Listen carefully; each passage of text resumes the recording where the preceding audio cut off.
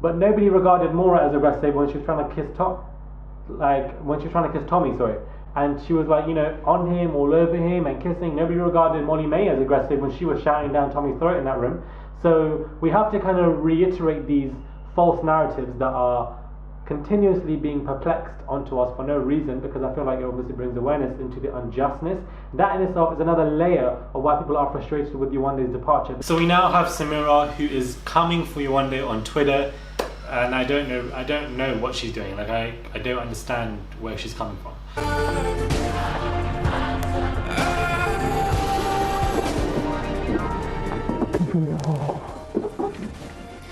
Hey guys, it's Murad Murali. Hopefully you guys are doing well today. If you haven't already, what are you doing with your lives? Click that button, subscribe to my channel for daily and consistent content. I would massively appreciate it. Follow me on my Instagram too, Murad_Murali. My handle is in the description box below. I would also appreciate that. I did a video last night based on the ex-Islanders who, you know, were gunning for Yewande, saying that she's bitter, or that she's grumpy, or she's annoying, or Danny was in the right, or, you know, we can't blame Danny, and, you know, etc, etc, etc. But I didn't really touch on this particular subject, more so because I already released, like, I think 5 videos that day, so I thought, let me not release more, and obviously we'll talk about it the next day, sleep on it, condense my thoughts, and then kind of, you know, process this situation, because I feel like this one's a bit different, more so because you would expect Samira to have some form of understanding, because she may have and is more likely to have faced similar experiences to Yewande, because they obviously are, you know, both black females, they're both black girls in the villa in a predominant kind of like white proximity. You thought they both, you know, Samira would, you would assume Samira would be more helpful at understanding more than anybody else in terms of ex-Islanders. And if we just put all the other Islanders to a side for a quick second and really just focus on this situation, I don't understand why. Now, for those who don't know, Samira was actually trending #1. Normally, when something goes on with Yewande, she normally is thrown into the kind of melting pot, you would say, of discussions. And I can understand if she's irritated, but I feel like she needs to look at the bigger picture. Now, yes, she was trending at #1 last night. More so though, because of the fact that she was defending certain other people who were regarding Yewande as bitter. So people were like, what are you doing? The hypocrisy, the frustration, you know, and why don't you actually even understand? You don't have to agree with what Yewande does, every single thing. Obviously, nobody's saying that you have to, but at least you would obviously, you know, be more understanding, because you have experienced similar experiences from the same show, on the same platform, in the same environment. So if all these variable factors are the same, what intervening variables do you have for you to reprimand somebody as bitter, who has gone through? Listen, my girl wasn't crying a week ago, she was crying 2 days ago, talking about how drained she was. You both have in common with the fact that both of you were crying in the same room as well. So how are you not able to reciprocate any form of understanding for this new girl who's obviously coming this year and has struggled, you know, not even more so as much as you have in that manner, but the fact that a guy has come in and lied to her left, right, center, and another girl has come in with a whole relationship, let's not forget that now, and has manipulated and lied to, you know, not more so lied, but manipulated Yewande as well. And what she was doing basically was saying that, you know, Yewande needs to love herself. Now I feel like, wow, that's really, you know, one can say that one is being very hypocritical with these comments. And when Alexandra was saying that, you know, Yewande is bitter and so forth, Samira was kind of agreeing with her, and then obviously with Josh, and then they were liking tweets. People aren't stupid anymore. They know what celebrities are liking, disliking based on the options that we have on these social media platforms. We know who they're gearing towards, who they like or not, just by them tapping one heart button to see if they like something or not, which kind of,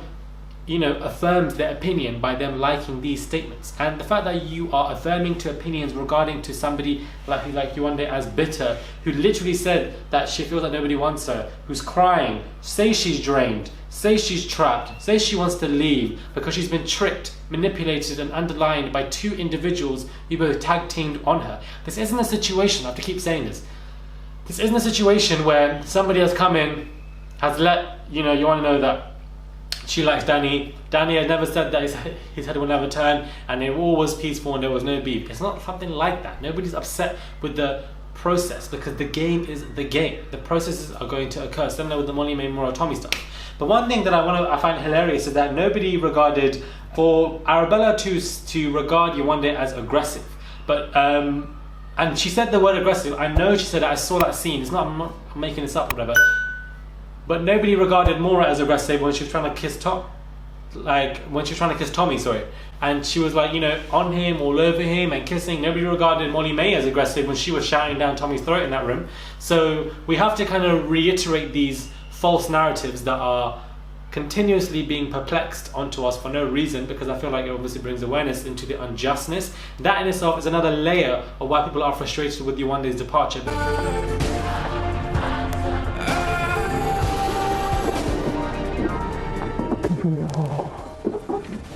Because it was unjust, and because she was placed with these false narratives in an unfair way where her counterparts weren't, and they were acting far worse. So that is another reason for frustration, another reason for why Samira herself should perhaps understand, perhaps be a bit more, you know, like, it's as if she dismissed her completely. Now, nobody's saying you have to like the girl and love the girl, but at least be more understanding, at least be a bit more, you know, just listen, be more attentive. That's the word I was looking for. Be more attentive. Everybody is really upset and they're pissed, and some people are making like even funny comments saying this is why nobody wanted to send Samira a weave, and I thought that was quite funny because it's just the way people are just coming out now with these funny tweets. It is absolutely hilarious. But I think that the main reason for frustration is this: the manipulation, the lies, and how it's unjust, and the false narratives that are painted. And then you have Josh and Wes and Jack Fowler who aren't even bringing this to light. You know, why was one painted as aggressive but people like Maura and Molly May aren't? Does that not irritate you? Does it not irritate you? Because I find it so weird why one is placed and the other isn't. Like, it's just unfair. It's not right. 2 + 2 = 4, not 20. And I feel like this is what's going on here. And I don't know why I said that, but I feel like that, if that helps you understand the situation, I'm glad I've done my work today. No one says, Samira doesn't have to like Yewande because she's black. However, the fact that she's backtracking and deleting her tweets about Yewande says everything. Express your opinion, but keep the same energy. Keep the same damn energy. This applies to anyone and everyone. Your energy is displaced and changes regardless of who you're talking to. Somebody says, this is a Samira that has so much to say about Yewande. This Samira. Do you really want to go down memory lane, sis? Because we might have to. We might have to go skipping down that memory lane and, you know, recalling situations, because my girl has completely forgotten that she also was crying in the same room that Yewande was in. So how can you not be, how are you liking these tweets saying she's bitter, she's this, or she's wrong, or she's, you know, there's no empathy, no sympathy. More so empathy. You're not, the fact that you're not even feeling for this girl is confusing to me, because I feel like you, of all people, should be the first and front line to be supported, because you have been through very similar situations in the same proximity. Not similar situations where you face something in Australia and she's faced something in UK or Britain or whatever. We're talking about the same room, from the same channel, in the same show. Like, bro, like, I'm so annoyed because it's just confused. Somebody said, Samira chatting shit, let's reload it. Let's reload it! Because it's gonna have to be reloaded today, tomorrow, every single day of this damn year, because my girl seems to be getting amnesia and she's to be forgetting. There's one thing where, you know, you don't have to like the girl. Of course you have to like the girl. You know, why should you have to like the girl? Like, that's upon you, your own choices.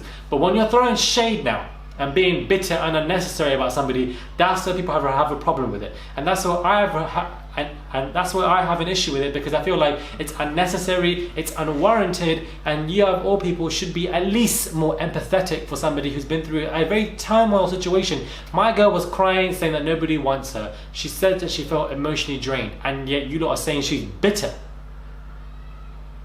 But if someone like Molly May or Maura was crying and saying all this, would we say they are bitter? Just don't come at me with this nonsense, because I feel like people are just really lost now. They're really losing it.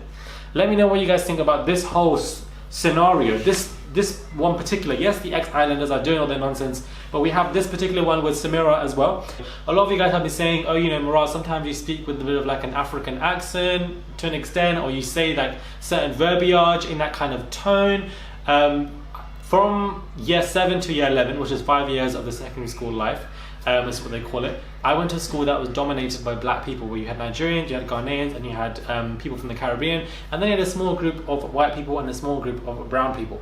Now, obviously, we learn through observation and we learn through listening. So naturally, you know, when you people, I remember there used to be small people, not small people, but like there'll be like one Portuguese person or one Italian person or one this and that, and you naturally have to adapt to your surroundings. So the majority of our friends ended up being, you know, the majority of my friends, or people who were from different ethnicities, the majority of their friends used to were black. And that's what occurs when you go to a dominated demographic school. You begin to adopt natural mannerisms. So when they would break up and joke in kind of like African verbiage or accents to an extent, we would obviously listen or observe, and naturally, subconsciously, it's weird because it's happened to me subconsciously. I didn't really think about it as much until you guys began speaking about it and talking about it and commenting about it. I was like, raw. So like subconsciously, that obviously has penetrated my mindset. And 5 to 6 years is a long time. It's the peak time of your childhood as you're growing up as well. It's the most funny, hilarious times, but naturally you adopt to mannerisms, to demographics, to ethnicities from who you are surrounded by in that particular moment or time. And that's why I love being a Londoner, and I love being from this city, because you walk down the damn street and you're surrounded by an entire different demographic. It's naturally called code switching, and that's a professional kind of term for it. And we've all, especially from you if you're from a city, you've obviously experienced this as well, so you can understand what I'm saying. But I particularly myself have been adapting myself to so many demographics. My college, everybody was white. My tuition schools, everybody was brown. My secondary school, everybody was black. So like you naturally kind of adapt to demographics and ethnicities around you, and because everybody is so diverse and so multicultural, you learn a lot, not only consciously, subconsciously as well. So sometimes I might break into some, and people like to me, are you Nigerian, are you this or that, because I had so many Nigerian friends, so many Ghanaian friends, and naturally they would just say things, and it just subconsciously gets warped into your mind. And that's just how we are as humans. We are sponges. We learn through the social learning theory, we learn through observation, and we learn through listening, and we learn consciously and subconsciously as well. It's just a natural discourse. And I thought I would just kind of outlay that in a minute or two, so that you guys may have some form of a kind of understanding as to why something like that might happen, because I feel like I see a lot of comments, and I do find that to be very interesting from a psychological perspective as well. Do subscribe to my channel, please click that button for daily consistent videos. Follow me on my Instagram at Murad_Morali, and definitely let me know what you guys think about the situation. Comment, share, like and subscribe, and I'll catch you guys soon for another video.